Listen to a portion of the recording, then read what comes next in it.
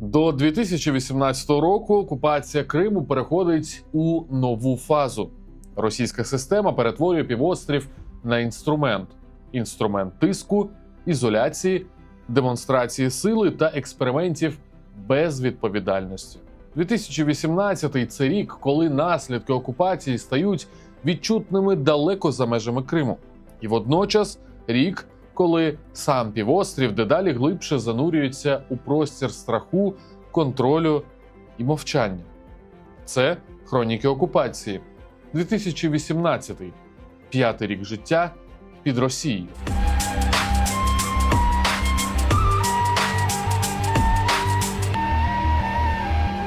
18 березня 2018 року Росія проводить президентські вибори на окупованій території. Это медаль, память о ходе, о том, что Крым вошел в состав России, референдум прошел. Дата для них символічна – 4 роки з моменту оголошення анексії, яку, нагадаю, за цей час не визнала жодна цивілізована країна світу. Це 5-та спроба імітувати демократичні процеси на півострові за допомогою виборів, окрім референдуму. Його ж і імітацією важко назвати. Проводили вибори президента-диктатора попри заборону України та невизнання світу, на півострові розгорнули машину примусу. Бюджетників, лікарів та вчителів зобов'язували не просто прийти, а звітувати про явку.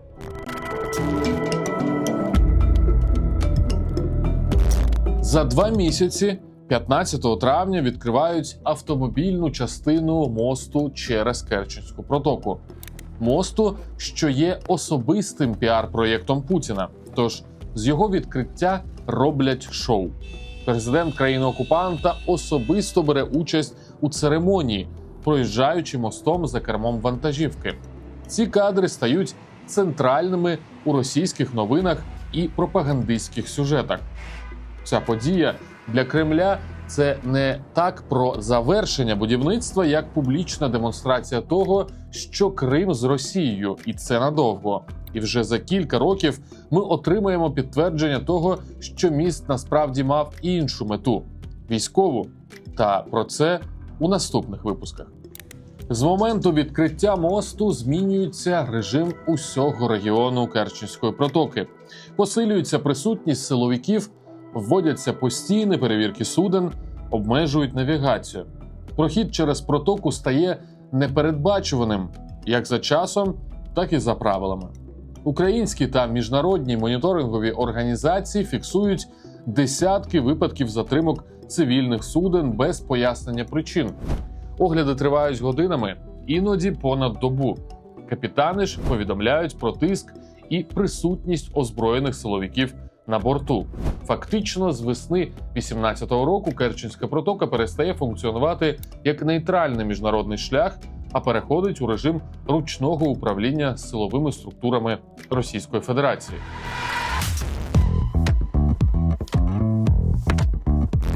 Зрештою, восени 2018 року Росія робить крок, який знімає всі ілюзії щодо інцидентів у Керченській протоці. У прагненні перетворити Азовське море на свої внутрішні води, РФ переходить до відкритої сили. 25 листопада 3 кораблі військово-морських сил України катери Бердянськ і Нікополь та буксир Яни Капу здійснюють плановий перехід з Одеси до Маріуполя.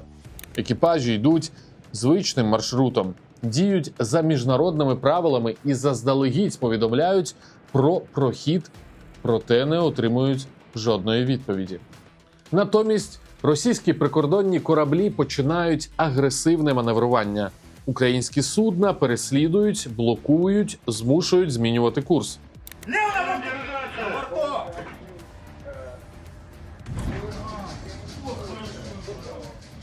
Російський сторожовий корабель «Дон» багаторазово протаранює буксир Яна Капу, а силовики починають обстріл із бойових місць, включно з автоматичними гарматами, спрямованими у бойову рубку українських катерів. У підсумку всі 3 українські кораблі були захоплені, а 24 українських моряки потрапили в полон. 6 з них отримали поранення під час атаки і потребували медичної допомоги. Росіяни українських моряків не визнають військовополоненими. Замість цього вивозять до окупованого Криму і починають судити як порушників кордону. Людей, поранених під час атаки, допитують у лікарнях і СІЗО без адвокатів і належної медичної допомоги. Окупаційні суди стають частиною цієї операції, інструментом легітимації воєнного злочину. Цей інцидент став першим відкритим військовим нападом Росії на Україну на морі з початку агресії 2014 року. Увечері того ж дня в Києві на екстреному засіданні Ради національної безпеки і оборони ухвалили рішення про запровадження воєнного стану у прикордонних областях на 30 днів.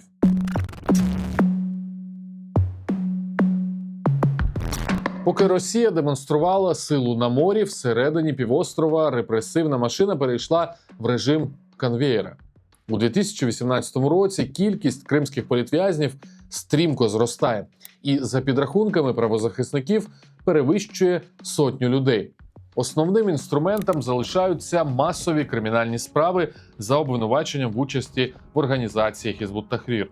Обшуки о 4 ранку в будинках кримських татар стають регулярною практикою. У січні, травні, жовтні хвиля за хвилею. Географія розширюється: Бахчисарайський район, Сімферополь, Ялта, Алушта. Сценарій майже завжди однаковий. Озброєні люди в масках, автоматники у дворах, діти й жінки, яких не випускають з дому, вилучення релігійної літератури, телефонів і жорстких дисків. Людей затримують групами, інколи по 5-7 за один ранок. У лютому 2018 року Південний окружний військовий суд у Ростові-на-Дону ухвалює один із найжорсткіших вироків у справах Хізбут-Тахрір на той час. Після перегляду справи Руслана Зейтулаєва засуджують до 15 років колонії суворого режиму. Під тиск потрапляють і ті, хто приходить підтримати родичів під судами, хто стоїть під будівлями з камерами, хто фіксує обшуки на телефоні. Окупаційна система методично зачищає Крим від будь-якої несанкціонованої присутності, навіть мовчазною.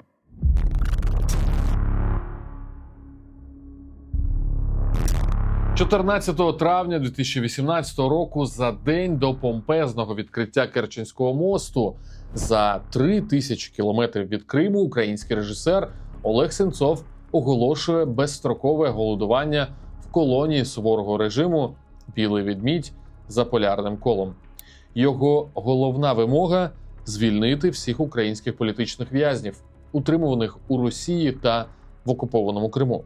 Сенцов тримається 145 днів. Весь цей час лікарі фіксують критичне виснаження, а адміністрація колонії готується до примусового годування. Зовні ж ці дні рахують тисячі людей. Від акцій солідарності у Києві, Вашингтоні і Парижі до заяв урядів та резолюцій європейських парламентів. Кремль же говорить про добровільне рішення ув'язненого. Паралельно ще з березня свій протест веде Володимир Балух, фермер із кримського села Серебрянка. Його голодування триває понад 200 днів. Офіційно його судять за зберігання боєприпасів. Втім, українські правозахисники наголошували, справжня причина переслідування Балуха – саме український прапор над власним будинком уже в окупації. Володимира позбавляють належної медичної допомоги, етапують, ізолюють, відкривають на нього ще одну справу за нібито побиття начальника ізолятора. Ці два голодування у 2018 році винесли кримську тему на найвищий рівень міжнародного порядку денного і вкотре зламали міф про добровільне приєднання до Росії, про правову державу і про ілюзію демократії на окупованих територіях.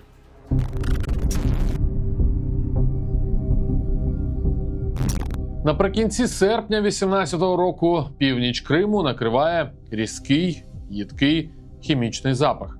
В Армянську мешканці масово скаржуться на задуху, печіння в горлі, опіки слизових оболонок, головний біль. До лікарень звертаються батьки з дітьми, у школах фіксують погіршення самопочуття учнів. Причиною стає аварійна ситуація на заводі «Кримський титан». Через відсутність води у північно-кримському каналі пересихає кислотний накопичувач. Відстійник де зберігалися промислові відходи. У спекотну погоду в повітря починають масово випаровуватися хлористий водень та сірчастий ангідрид. Сполуки небезпечні навіть у малих концентраціях. Мешканці міста згадують, за одну ніч металеві предмети від кухонних ложок і балконних поручнів до дитячих гойдалок вкриваються липкою рудою і ржею. Листя на деревах жовтіє і опадає ще наприкінці літа. Объявить каникулы и отправить отдыхать в наши крымские санатории. Попри очевидні ознаки хімічного ураження, окупаційна адміністрація тижнями заперечує серйозність ситуації. Глава підконтрольної Кремлю влади Сергій Аксьонов публічно називає повідомлення про небезпеку чутками і заявляє, що здоров'ю громадян нічого не загрожує. Лише на початку вересня, коли масштаби катастрофи стає неможливо приховати, ухвалюють рішення про евакуацію дітей. З Армянська та прилеглих сіл вивозять близько 4 тисяч школярів і дошкільнят. Їх розміщують у санаторіях і таборах за межами зони ураження. Хмара хімічних випарів не зупиняється на адміністративній межі. Ознаки забруднення фіксують і на території Херсонської області. До ситуації змушені долучитися міжнародні моніторингові місії. Проблема, яку намагалися подати як локальну, виходить за межі Криму.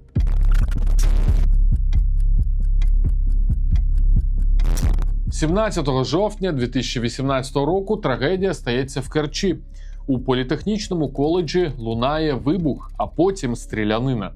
За офіційними даними, там загинула 21 людина, більшість із них – студенти-підлітки. Десятки отримали поранення. Це перший теракт в історії Криму. До окупації на півострові не було масових убивств у навчальних закладах, не було шкільних стрілянин, не було подібного рівня насильства в цивільному просторі. Показово, що протягом попередніх років окупації Росія масово фабрикувала терористичні справи, передусім проти кримських татар і мусульманських громад. Десятки людей судили за участь у терористичних організаціях, за розмови, за релігійні тексти, за дописи в соцмережах. Втім, до цього у Криму не було жодного реального теракту. І коли трагедія стається насправді, російська система виявляється неспроможною їй ані запобігти, ані швидко чесно пояснити. У перші години після нападу з'являється велика кількість суперечливих повідомлень. Російські державні та наближені до влади медіа висувають різні версії подій, зокрема припущення про український слід та участь кількох осіб. Ці заяви не знаходять підтвердження в ході розслідування і зникають з офіційного порядку денного. Згодом стає відомо, напад здійснив один студент коледжу, місцевий житель. Він легально отримав дозвіл на зброю в окупаційних органах, пройшов усі формальні перевірки, безперешкодно придбав набої та виготовив вибуховий пристрій. Керченська трагедія відкриває нову реальність для Криму. Півострів, який роками мілітаризували через паради, військові свята, юнармію, культивування образу сили та ворога, уперше стикається з таким насильством. До окупації в Криму не існувало явища скулшутінг. Ця культура із романтизацією насильства та зброї прийшла разом із російським інформаційним середовищем, де подібні трагедії вже траплялись.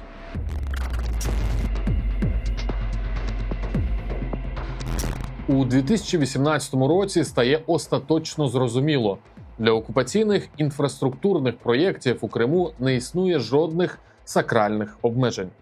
У Бахчисараї під час прокладання газогону роботи проводять просто через територію старовинного мусульманського кладовища. Місцеві мешканці та представники кримськотатарської громади намагалися зупинити роботи, зверталися до окупаційної адміністрації, поліції, так званої прокуратури. У відповідь отримували формальні пояснення про відсутність охоронного статусу та державну необхідність проєкту. Роботи не припинили. Для кримських татар це кладовище не просто історичний об'єкт, це простір родинної пам'яті, зв'язку поколінь і релігійної традиції, де будь-яке втручання без згоди родин є грубим порушенням ісламських норм. Окупаційна влада ці норми проігнорувала повністю.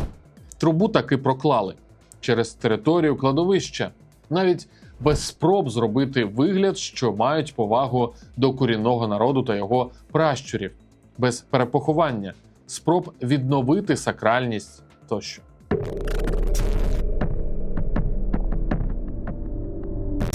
У грудні 2018 року на адміністративній межі з Кримом російські силові структури затримують Едема Бекірова, громадянина України, інваліда першої групи з низкою серйозних захворювань, включно з цукровим діабетом та серцево-судинними проблемами. У чоловіка ампутована нога. Бекірова заарештовують за звинуваченням у нібито зберіганні та перевезенні вибухових речовин і поміщають до СІЗО в Сімферополі. Надалі підконтрольний окупаційний суд ухвалює щодо нього вирок у вигляді 7-річного ув'язнення зі штрафом, але 7 вересня 2019 року Бекірова звільняють у межах масштабного обміну між Росією та Україною. Эмоции переполняют, слов нету. Спасибо всем. Через погіршення стану здоров'я у квітні 2022 року його евакуюють до Туреччини для продовження лікування. Бекіров перебуває в турецькій клініці протягом тривалого часу. Проходить кілька операцій і лікування, але відновитися після російського ув'язнення так і не вдається.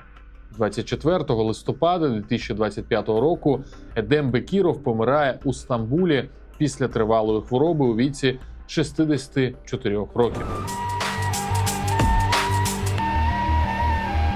2018 рік у Криму стає моментом, коли окупація виходить за межі півострова. Міст через Керченську протоку перетворюється на інструмент контролю. А атака 25 листопада показує, Росія готова відкрито застосовувати силу на морі і брати людей у полон. Армянськ, Керч, знищення кладовища, справа Едема Бекірова – усе це демонструє, що в окупаційній системі немає меж відповідальності. Ви дивилися «Хроніки окупації», 2018 рік. Далі ще ближче до Великої війни.